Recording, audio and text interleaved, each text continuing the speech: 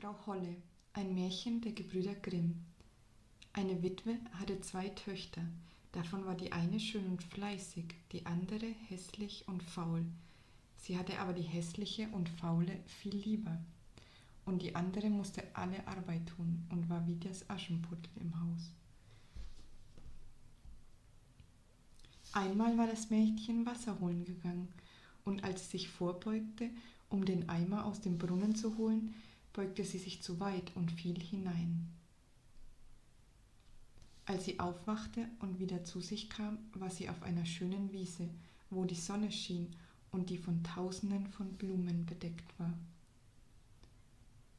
Auf der Wiese ging sie fort und kam zu einem Backofen, der war voller Brot, aber das Brot rief: »Ach, zieh mich raus, sonst verbrenne ich bin schon längst ausgebacken.« Da trat sie fleißig herzu und holte alles heraus. Dann setzte sie ihren Weg fort und kam zu einem Baum, der schief stand, weil er voller Äpfel war, und der Baum rief ihr zu: schüttel mich, meine Äpfel sind allesamt reif.« Das Mädchen schüttelte den Baum, und die Äpfel fielen, wie wenn es regnete, bis keine mehr am Baum waren.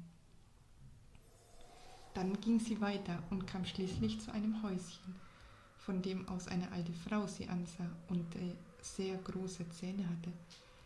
Das Mädchen hatte Angst und wollte fliehen.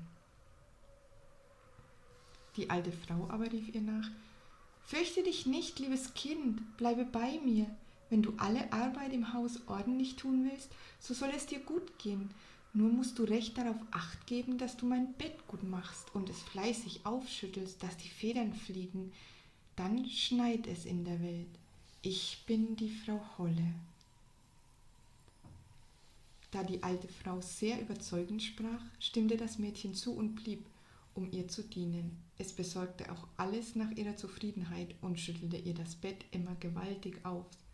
Dafür hatte es auch ein gutes Leben bei ihr, kein böses Wort und alle Tage mit Braten und Eintöpfen. Aber nach einer Weile bei Frau Holle wurde sie traurig, und obwohl es ihr dort 1000-mal besser ging als zu Hause, so hatte sie doch ein Verlangen dahin. Schließlich sagte sie zur Frau Holle: »Ich habe Heimweh gespürt, und obwohl es mir hier sehr gut geht, kann ich doch nicht länger bleiben.« Die Frau Holle sagte: »Du hast recht, und weil du mir so treu gedient hast, so will ich dich selbst wieder hinaufbringen.« Und dann nahm sie das Mädchen bei der Hand und führte es zu einem großen Tor. Das ward aufgetan, und wie das Mädchen darunter stand, fiel ein gewaltiger Goldregen, und alles Gold blieb an ihr hängen, so dass sie über und über davon bedeckt war.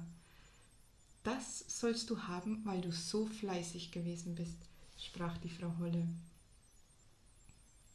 Und dann wurde das Tor geschlossen, und das Mädchen fand sich in der Welt wieder. Da ging es heim zu seiner Mutter, und weil es so mit Gold bedeckt ankam, wurde es gut aufgenommen.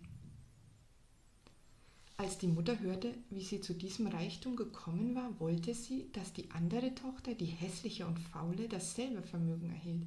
Also musste auch sie in den Brunnen springen.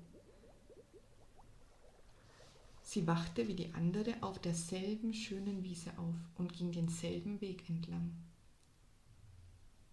Als sie zu dem Backofen gelangte, schrie das Brot wieder: »Ach, zieh mich raus, sonst verbrenne ich bin schon längst ausgebacken.« Die Faule aber antwortete: Da hätte ich Lust, mich schmutzig zu machen«, und ging fort. Bald kam sie zu dem Apfelbaum, der rief: »Ach, schüttel mich, meine Äpfel sind allesamt reif.« Sie antwortete aber: »Du kommst mir recht, es könnte mir einer auf den Kopf fallen«, und machte sich auf den Weg.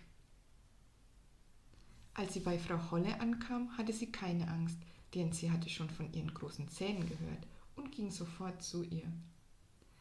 Am ersten Tag zwang sie sich fleißig zu sein und gehorchte den Befehlen von Frau Holle, weil sie an all das Gold dachte, das sie ihr geben würde, aber am zweiten Tag begann sie zu faulenzen und am dritten noch viel mehr. Da wollte sie morgens gar nicht mehr aufstehen. Sie machte auch der Frau Holle das Bett schlecht und schüttelte es nicht recht. So wurde Frau Holle sehr bald ihrer müde und feuerte das faule Mädchen. Diese war glücklich, weil sie dachte, jetzt würde der Goldregen auf sie fallen, und tatsächlich führte Frau Holle sie zum Tor. Als sie aber darunter stand, fiel nicht Gold auf sie, sondern ein riesiger Kessel voller Pech. Das ist der Lohn für deine Arbeit, sagte die Frau Holle und schloss das Tor zu. Da kam die Faule heim, ganz mit Pech bedeckt, und das hat ihr Lebtag nicht wieder abgehen wollen.